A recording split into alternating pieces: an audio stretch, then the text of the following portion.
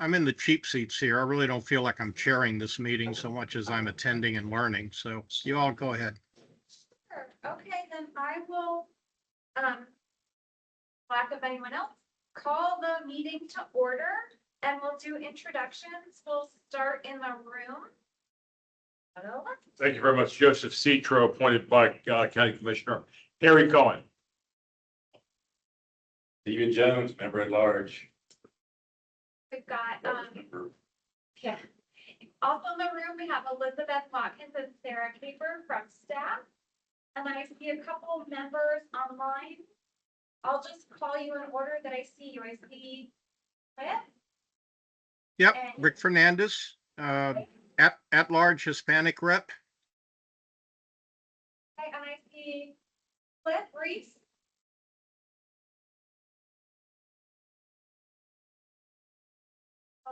Back, I see Jamie Jones.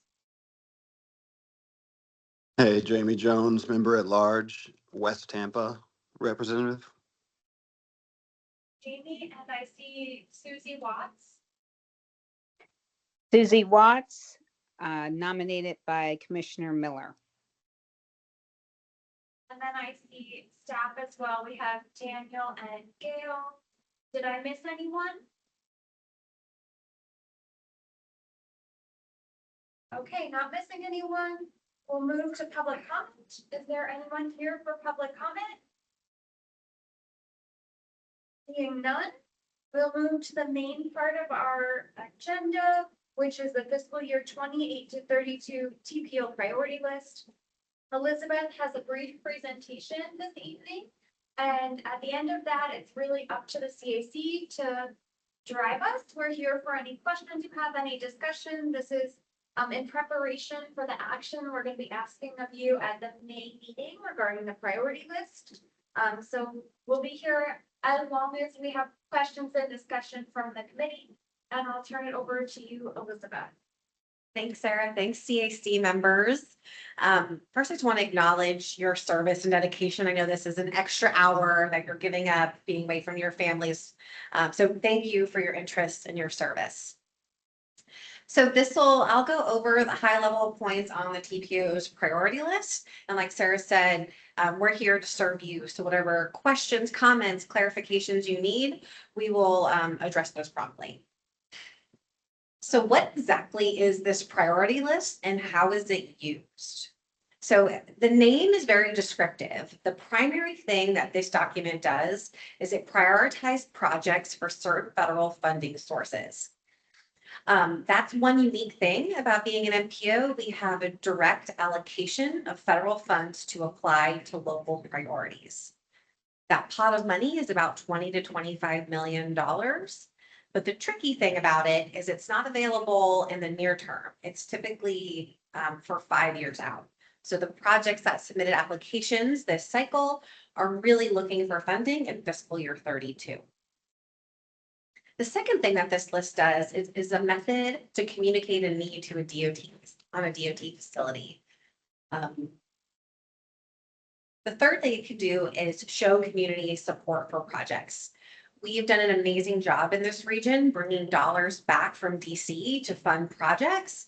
And one of the parts of those applications, beyond just why this project is worthy, is also, hey, this has been vetted and approved by the Regional Planning Board, and it's on this list. And for those of you who have been in this sphere a while, the priority list is what was formerly called Table 2. So this is an all hands on deck approach to developing. So we have a close partnership with our local agencies from the municipalities, as well as HART. They're the ones where the majority of the project applications come from. And that's intentional because they're the ones that are going to be developing the project, building the project, and then maintaining it. So they have to be bought in on what is feasible to do because it will become their responsibility. The TPO's role in this process is to determine those priorities, set a long-term vision through our long-range transportation plan, and then utilize data to evaluate and monitor investment performance. DOT is also closely involved in this process because they're the ones that are actually putting the money on the projects or programming. And with that great responsibility comes, great power comes that great responsibility of also being responsible to the feds of these projects. So they are also an important stakeholder. So at a high level, how this is developed is the local agencies will submit projects to the TPO. We'll put them in our different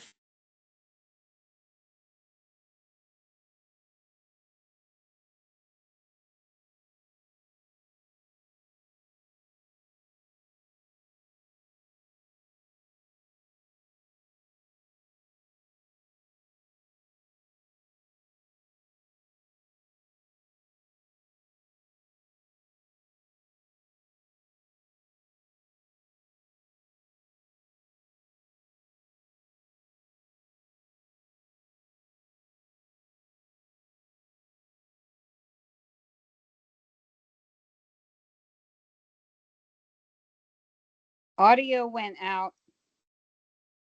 Yep, Can me too. Well, I guess we can speak among ourselves. you hear us now? Is it working? Perfect. Yes. I was wondering if that was just me. I was. Is it working It's now? back. Okay, thank you. Yes. Okay. So here's one concrete example of a recent project. So the Green Artery, a great, multimodal facility we have in the city. The TPO did a planning study back in 2013 for a segment. And then in 2017, it was prioritized or put on this priority list. The next year it was programmed. And then in 2025, a recent segment had been constructed. So the delta between that is quite a while, but that is pretty typical of these processes. It takes a while to kind of work through the system, build consensus, get all the ducks in the row. I also wanted to make sure that it was clear that not all transportation needs or projects are going to be in this priority list. There's only 40 in there now, and we've really tried to focus it in on the projects that make the most sense for federal funds. Can they wait 5 years? Can they, it's part of the strategy that goes into all of that. So many transportation investments can be found in the cities and the counties capital improvement program. So I have the links in here if you're interested in that. DOT District 7 also does a really great job of keeping their websites up to date with interactive maps so the community can see what's in the pipeline to be built. So there's a few things that have changed since last year. The first of which is we've accelerated the timeline of the priority list. Previously, we did everything in June. And to further kind of differentiate what the priority list is, which is proposing projects for funding from the Transportation Improvement Program, which is this is what's funded, we are bringing this to the TPO board in May, and then we'll continue to have the public hearing for the TIP in June. The other thing that has changed is the format. So this is an example of the previous format compared to the new one. What we've tried to do in this change is just give more information, have more transparency on, at a high level, what's in the scope.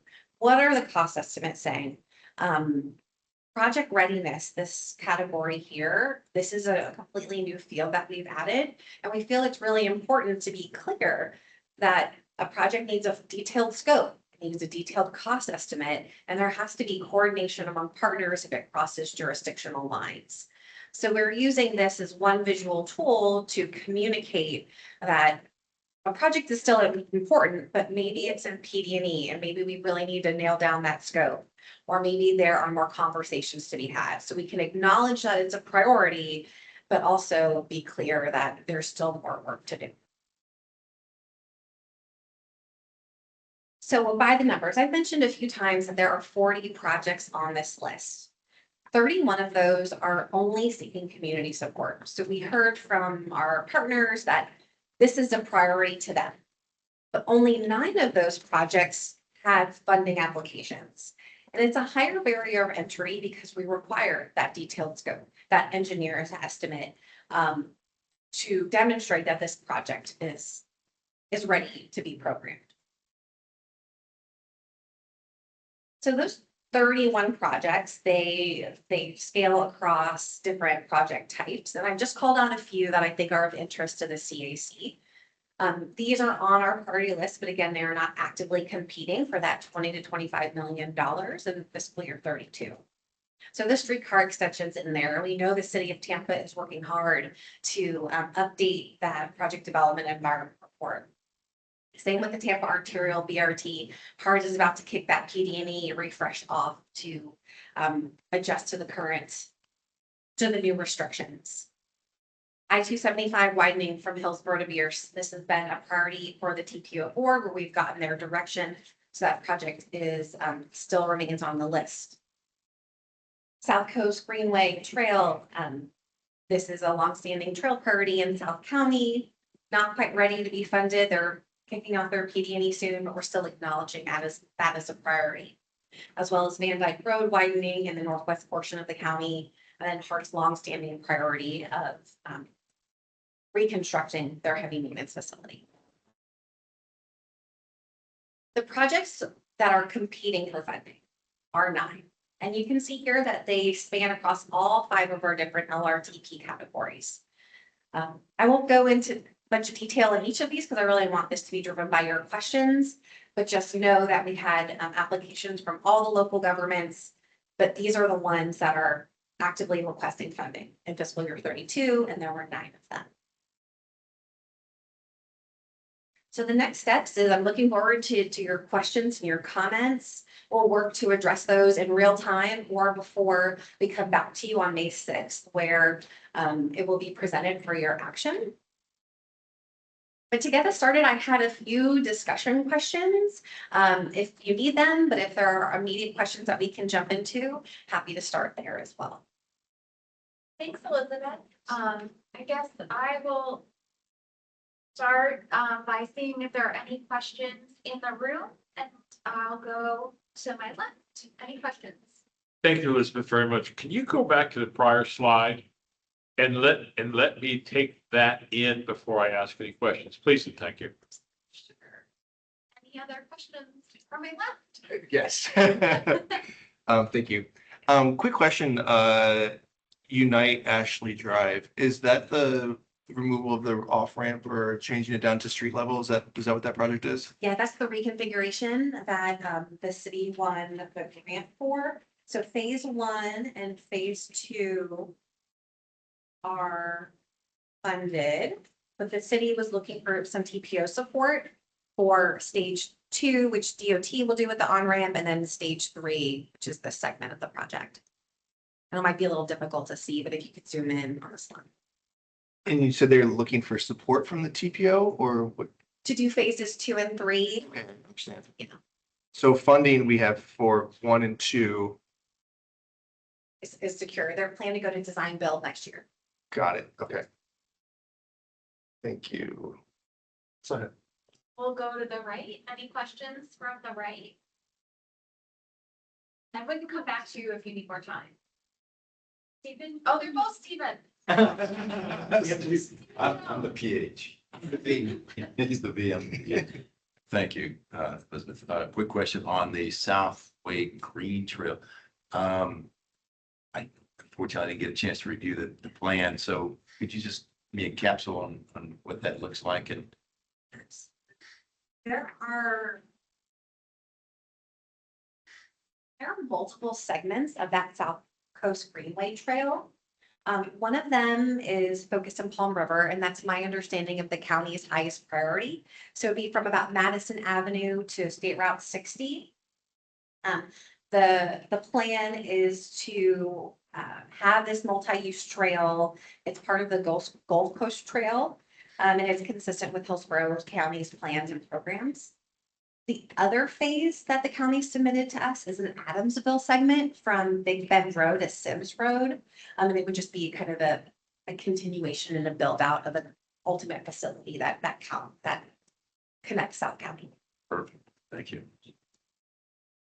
Anything else to my right? Okay, we'll go online. I see Rick, you have your hand raised. I do. Can you hear me all right? Yes. Okay, whoever the master of the slides is, could you go back to the slide that has the I-275 expansion from Hillsborough to Beers on it? Yeah, that one. Very good. Um, I don't have this necessarily in great order in my head, but let me start here. Uh, that particular project, that widening project, to confirm, it is not on the tip now, correct? Correct. Okay. My recollection of that project is that it was not expected to break ground. It was not scheduled for construction until 2035. Is that still also the case? That's what I believe we've heard from Justin Hall, that it'll be another decade or so until. Okay, and the project has no funding as we sit here now. Not programmed for right-of-way or construction, so it's not actively in the tip. They've finished the PD&E, but there's no, the current tip today does not have any money to advance that project. Okay. Now, if someone were interested, I'm just asking for a friend. If someone were interested in having that particular bullet point removed from this document, what would be the process to do that at this stage of the game? So my recommendation, and I would love Sarah's input, is when this comes to the CAC for action on May 6th, that could be a motion that the CAC could make. That's exactly what I was gonna say, Elizabeth. So the CAC is going to be asked to take action on this at your May meeting. You are welcome at that time to recommend approval of the list with changes, and that can include the removal of a project. And then it would be up to the TPO board to decide if they want to proceed with your recommendation or do something else. Okay, and just one other thing, and I apologize, I don't mean to overtake the conversation here. Uh, my recollection was that this list has correct me if I'm wrong, a 5-year time window. Yeah. This list, and I'll start, Elizabeth can jump in. The priority list has, as Elizabeth mentioned, a couple functions to it. And so we do list it as the fiscal year 28 to 32 priority list. Every year, those years get advanced by 1 year and they get updated. Projects go from this into the transportation improvement program as they receive funding. And generally, when a project moves from this list to the transportation improvement program, it goes into the new 5th year of that document, though that is not always the case depending on funding. Okay, I guess where I'm having a difficult time getting my arms around this is we're again talking about this expansion from Hillsborough to Beers. We're talking about a project that even the DOT doesn't anticipate would break ground for another 10 years. So it's outside of that window. It doesn't have funding as we sit here now. So I don't understand how it gets shoehorned into this list as something that is in a more expedited priority um, And queue, for lack of a better term. Rick, I'll get with Elizabeth after. There are many projects that stay on this list for well beyond 5 years, and they're on it today. We can do some research on that if you'd like to show that while it is a list for a 5-year period, many projects stay on the list for more than that, and some of them, in fact, have been on adventure for many more years than that.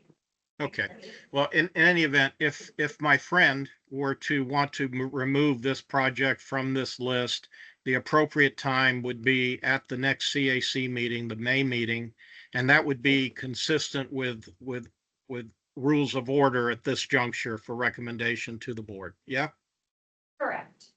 Okay, that's it. I'll shut up now. Thank you. Thank you, Rick. Susie, I see your hand up online. Thank you, Susie Watts. I happen to live in East County, Bloomingdale, Valrico, near South County, where everything's exploded.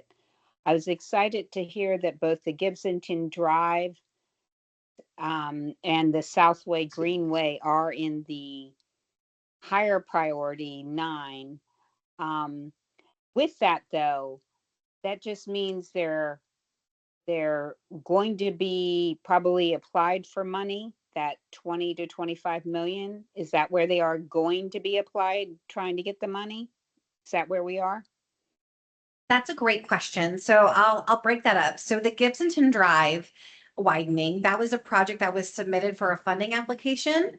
And initial indications look like that request can be funded for design. So again, it's not for construction, but it's at least giving money to the county to get that project further developed. Okay, However, that South Coast Greenway, while it is a priority for the TPO in Hillsborough County, we didn't receive a funding application. That's why it's not on this list. Okay. So that might change in the future. And okay, I'll add to that, the 9 projects here are not the 9 top priorities. They are the 9 projects that submitted a funding application, and they might span numbers in the priority list.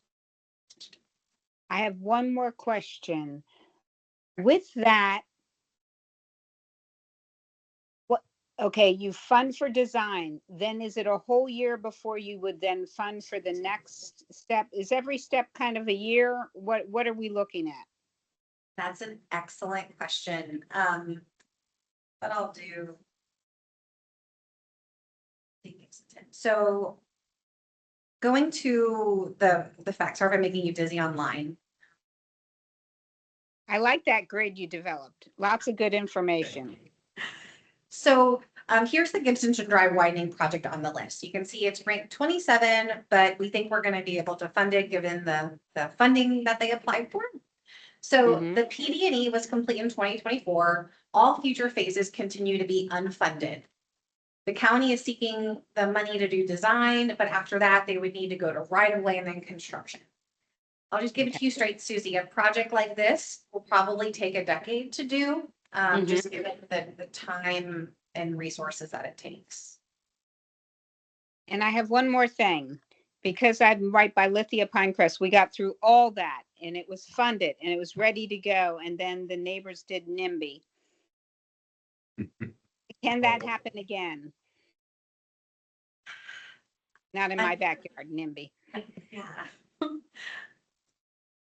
You know, it certainly is possible. You know, public input is really important, and stay Okay. engaged like you are and tell your neighbors to support these projects.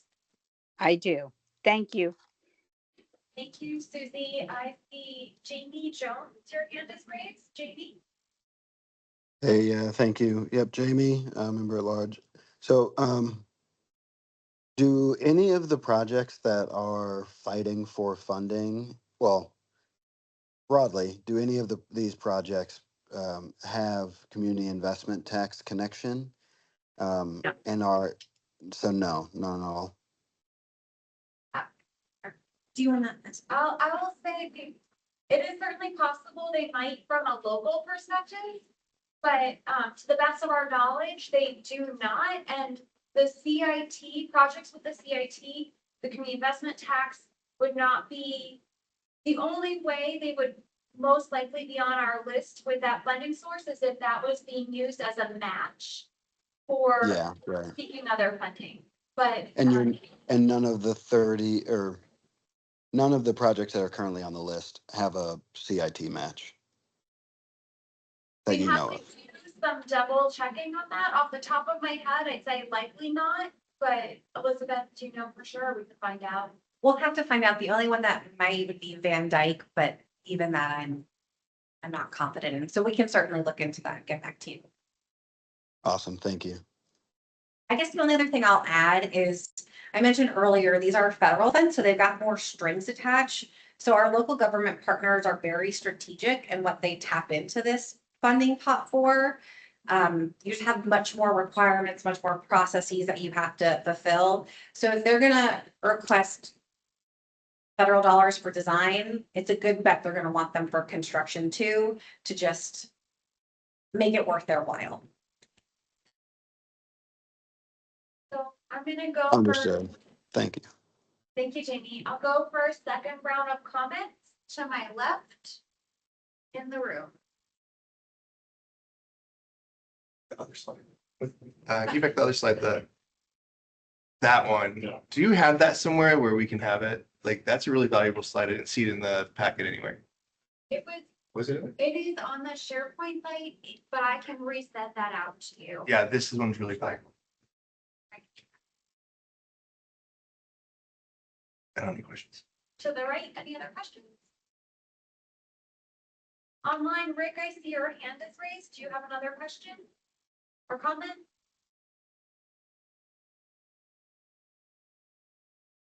We cannot hear you if you're talking.